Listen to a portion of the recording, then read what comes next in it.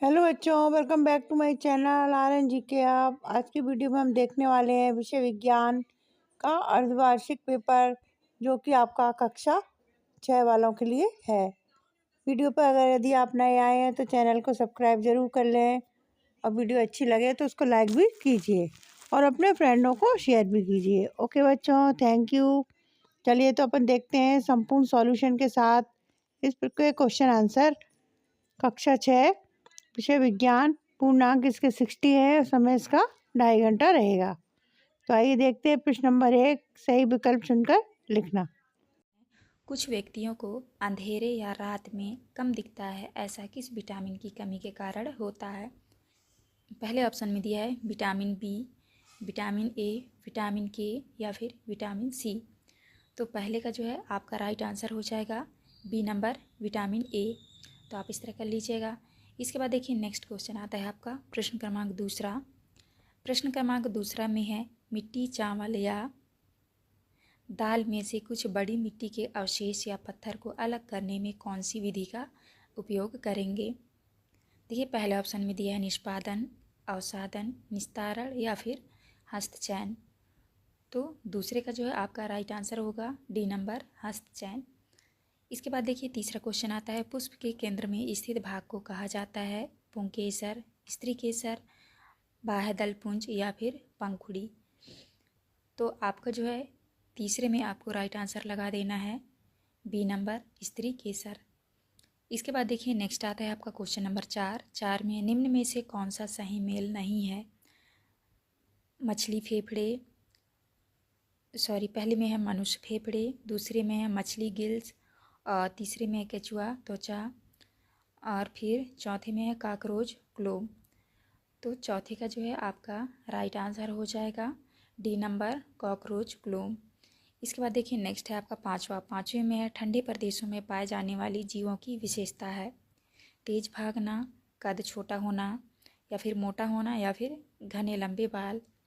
तो पाँचवें का जो है आपका राइट आंसर हो जाएगा डी नंबर, घने लंबे बाल। आप इस तरह 5 के आंसर में कर लीजिएगा। यहाँ पे आपके विकल्प वाले क्वेश्चन कंप्लीट होते हैं। इसके बाद नेक्स्ट आता है आपका रिक्त स्थान वाले क्वेश्चन। क्वेश्चन नंबर 6 से लेकर 10 तक के आपके रिक्त स्थान वाले प्रश्न हैं। देखिए क्वेश्चन नंबर 6 में लिखा है चीनी जल में डैश डैश जाती है। आप पहले क्वेश्चन देख लीजिए, इसके बाद हम आंसर करेंगे। 7वें में जल को गर्म करने पर वह भाप में बदल जाता है, इस प्रक्रिया को डैश डैश कहते हैं। 8वें में कोहनी में डैश डैश संधि होती है। 9वें में है स्थल पर पाए जाने वाले पौधों एवं जंतुओं के आवास को डैश डैश कहते हैं। 10वें में है डैश डैश रंग के प्रकाश को प्रिज्म में से गुजरने पर 7 रंगों का प्रकाश प्राप्त होता है। तो चलिए देखते हैं प्रश्न क्रमांक 6 से लेके प्रश्न क्रमांक 10 तक के आंसर। तो देखिए ये रहे आपके विकल्प वाले क्वेश्चन के आंसर। पहले में आपको करना है विटामिन ए, दूसरे में करना है हस्तचयन, तीसरे में करना है आपको स्त्री केसर, और चौथे में करना है आपको काकरोच ग्लोम, और 5वें में करना है आपको घने लंबे बाल। इसके बाद देखिए ये रहा आपका रिक्त स्थान वाले क्वेश्चन के आंसर। तो पहले में आपको भरना है घुल। इसके बाद देखिए 7वें में आपको भरना है वाष्पीकरण। इसके बाद आपका आठवां में भरना है आपको कुंडल संधि। इसके बाद 9वें में भरना है आपको स्थलीय आवास। इसके बाद आपको 10वें में भरना है आपको श्वेत सफ़ेद। तो आप इस तरह 10 में भर लीजिएगा। तो आप इस तरह से देख के अच्छे से खाली स्थान भर लीजिएगा। इसके बाद देखिए नेक्स्ट क्वेश्चन आता है आपका अति लघु उत्तरी वाले प्रश्न में। देखिए 11 से लेकर 16 तक के आपके अति लघु उत्तरी वाले क्वेश्चन, जो कि आपके 2-2 नंबर वाले हैं। क्वेश्चन नंबर 11 में है ऐसे 2 पोषक तत्वों के नाम लिखिए जो हमें स्वस्थ रखते हैं एवं रोगों से लड़ने में सहायता करते हैं। 12 में है रेत और जल के मिश्रण से आप रेत तथा जल की कैसे पृथक करेंगे। 13 में यदि अंकुरित बीजों पर नियमित पानी का छिड़काव किया जाए तो 6 महीने बाद इसमें क्या परिवर्तन होगा। 14 में है गर्दन में उपस्थित संधि का नाम बताइए। इसके बाद देखिए अगला क्वेश्चन है आपका 15। क्वेश्चन नंबर 15 में है लुढ़कती हुई गेंद में किस प्रकार की गति होती है, और 16 में है छाया कैसे बनती है। तो चलिए देखते हैं क्वेश्चन नंबर 11 से लेके क्वेश्चन नंबर 16 तक के उत्तर। ये रहा आपका क्वेश्चन नंबर 11 के उत्तर में आपको करना है आवश्यक पोषक तत्व हैं कार्बोहाइड्रेट, प्रोटीन, वसा, विटामिन, खनिज और रफेज, ये सभी पोषक तत्व हमारे शरीर को स्वस्थ रखने और शरीर की सभी आवश्यकताओं को पूरा करने में महत्वपूर्ण भूमिका निभाते हैं। आप इस तरह 11 के आंसर में करेंगे। नेक्स्ट आता है आपका क्वेश्चन नंबर 12। 12 के उत्तर में आपको लिखना है रेत मतलब बालू तथा जल में मिश्रण को अवसादन तथा निस्तारण द्वारा पृथक कर सकते हैं। इसे निष्पादन फिल्टर पत्र द्वारा भी अलग कर सकते हैं। मिश्रण को एक गिलास में रख दें, थोड़ी देर छोड़ दें, रेत पेंदी पर बैठ जाएगा अवसादन। और चौथे में है साफ जल को अन्य गिलास में निस्तारित कर लें, बालू पहले गिलास में बचा रह जाएगा। आपको इस तरह से 12 के आंसर में करेंगे। देखिए इस तरह से है, यहाँ पे आप अच्छे से समझ लीजिएगा। इसके बाद नेक्स्ट आता है आपका क्वेश्चन नंबर 13। क्वेश्चन नंबर 13 के उत्तर में आपको करना है यदि अंकुरित बीजों पर नियमित पानी का छिड़काव किया जाए तो 6 महीने बाद वे स्वरूप पौधों में विकसित हो जाएंगे, जिसमें पत्तियां, तना और जड़ें पूरी तरह विकसित हो जाएंगी। इसके बाद 14 के आंसर में करना है आपको गर्दन में मौजूद संधि का नाम है धुराग्र संधि। धुराग्र संधि कहते हैं। आप 14 के आंसर में करेंगे। नेक्स्ट आता है आपका क्वेश्चन नंबर 15। क्वेश्चन नंबर 15 में आपको पूछा था लुढ़कती हुई गेंद में किस प्रकार की गति होती है। आपको उत्तर में करना है लुढ़कती हुई गेंद में 2 प्रकार की गति होती है।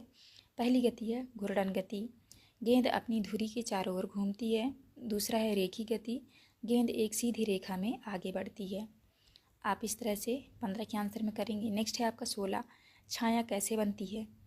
आपको उत्तर में करना है छाया तब बनती है जब कोई अपारदर्शी वस्तु प्रकाश के मार्ग को रोकती है।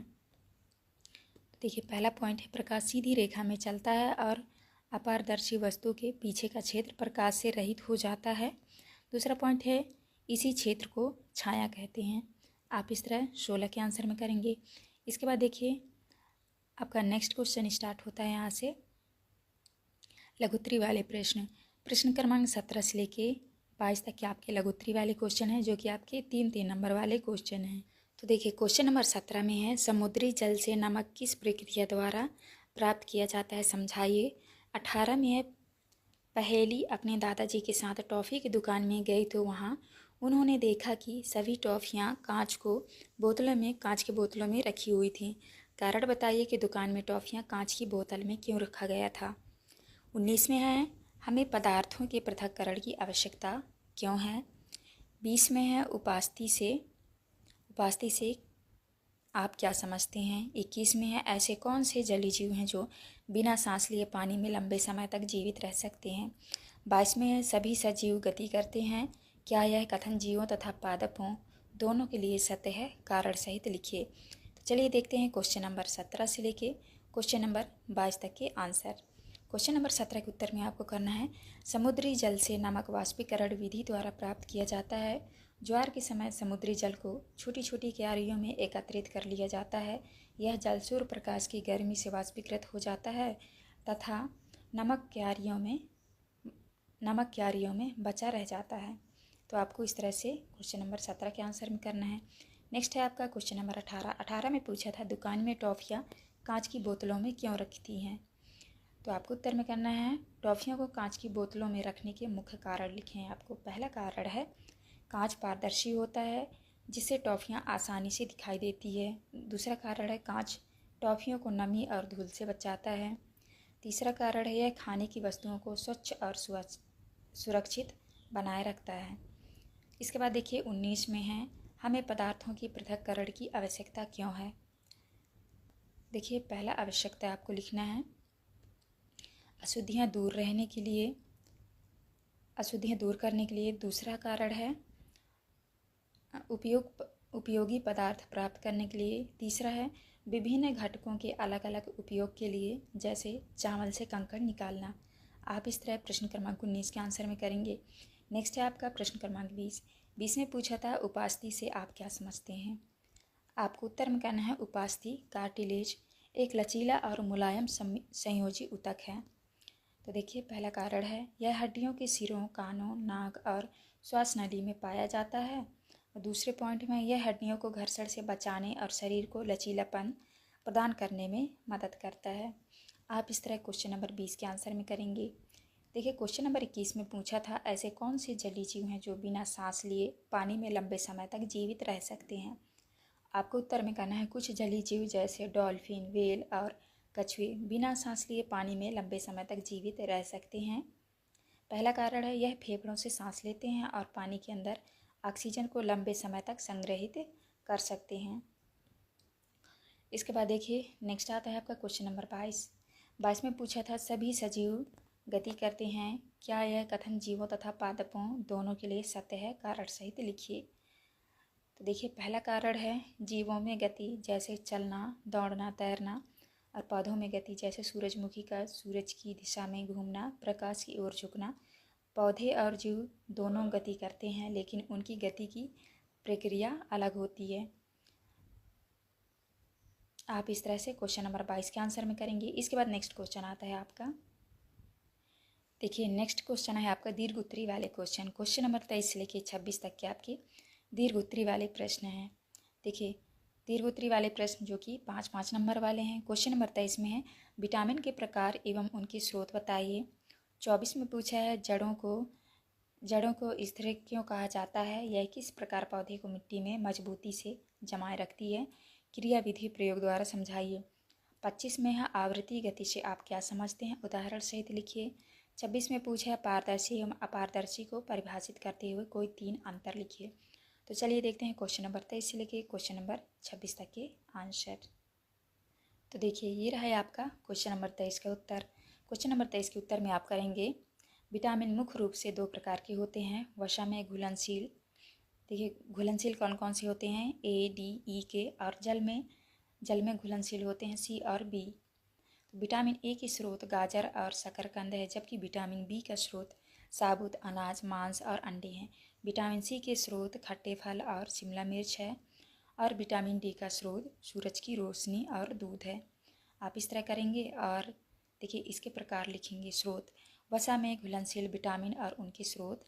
पहले में है विटामिन ए, गाजर, शकरकंद, हरे पत्तीदार सब्जियां और अंडे। विटामिन डी में लिखना है आपको धूप के संपर्क में आने पर बनता है, साथ ही वसा युक्त मछली, अंडे की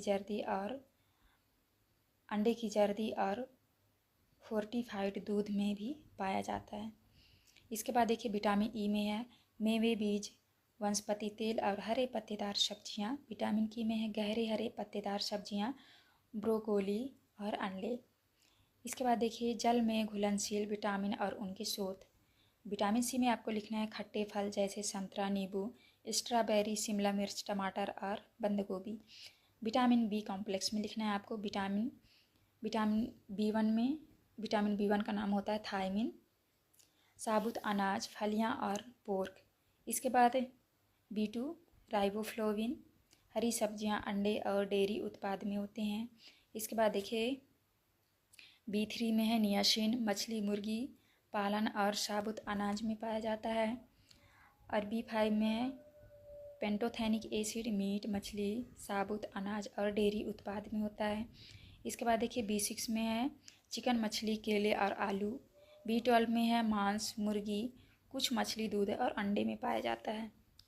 फोलिक एसिड, हरी पत्तेदार सब्जियां, फल और कुल अनाज। इसके बाद है बायोटीन, नट्स, बीज और अंडे की जर्दी। तो इनमें ये चीज़ पाया जाता है। आप इस तरह से देख के अच्छे से कर लीजिएगा। इसके बाद देखिए नेक्स्ट है आपका क्वेश्चन नंबर 24 में आपको पूछा था जड़ों को स्थिरिक क्यों कहा जाता है, यह किस प्रकार पौधों को मिट्टी में मजबूती से जमाए रखती है। आपको उत्तर में करना है जड़ों को स्थिरिक इसलिए कहा जाता है क्योंकि वे पौधों को मिट्टी में मजबूती से पकड़ कर रखती है। जड़ें मिट्टी के कणों को अपनी शाखाओं से बांध लेती है। प्रयोग में आपको लिखना है एक गमले से पौधे को खींचकर देखेंगे तो पाएंगे कि जड़ें मिट्टी में गहराई तक फैली हुई हैं।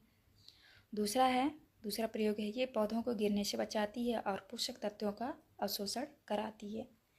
इसके बाद देखिए नेक्स्ट आता है आपका क्वेश्चन नंबर 25 में पूछा था आवृत्ति गति से आप क्या समझते हैं, उदाहरण सहित लिखिए।